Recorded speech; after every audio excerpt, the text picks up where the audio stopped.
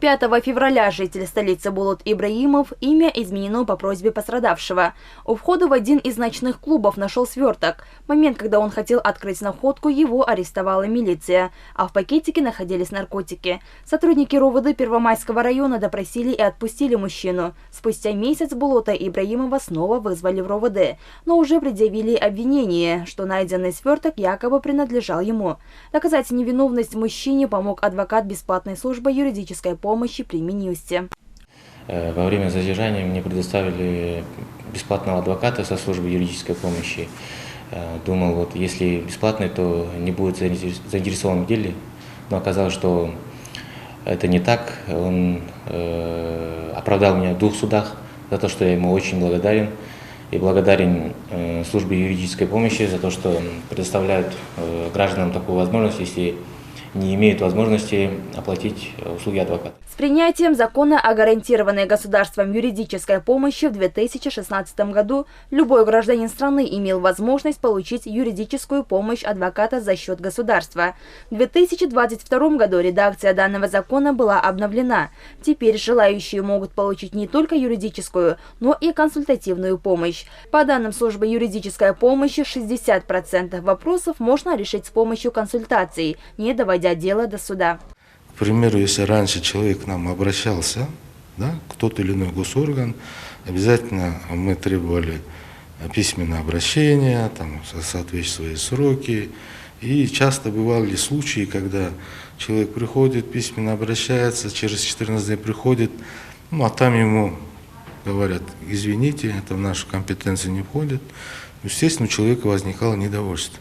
Плюс человек не знал, куда обратиться для решения того или иного вопроса. И поэтому, естественно, он скитался по разным госорганам, и, по сути, ему никто не подсказывал, где он может разрешить эту проблему.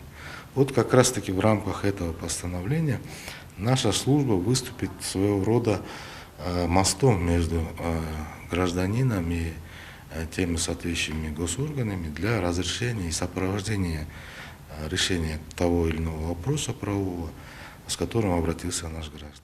Раньше кыргызстанцы нечасто обращались в службу, остерегаясь того, что государственные адвокаты не будут доводить дело до конца.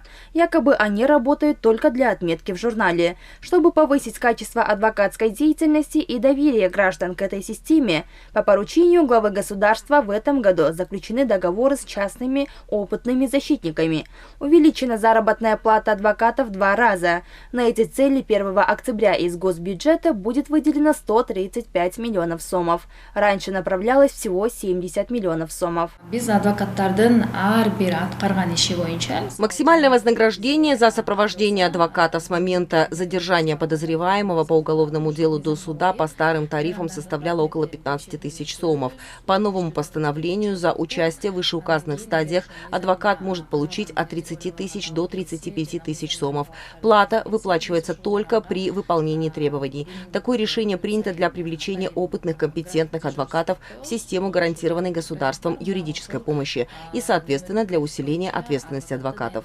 Если в реестре адвокатов зарегистрировано 3769 адвокатов, то из них 441 работает в нашей системе. 28 августа служба юридической помощи проведет однодневную акцию по оказанию консультативно-правовой помощи нашим гражданам. По всей стране будут открыты 59 справочных пунктов. С 10 до 16:00 все желающие смогут проконсультироваться не только у сотрудников Минюста, но и сотрудников Министерства труда, соцобеспечения и миграции. Адреса временных пунктов можно узнать на сайте Минюста. Альбина Айбекова, Джахшылык Исаков, ЛТР, Бишкек.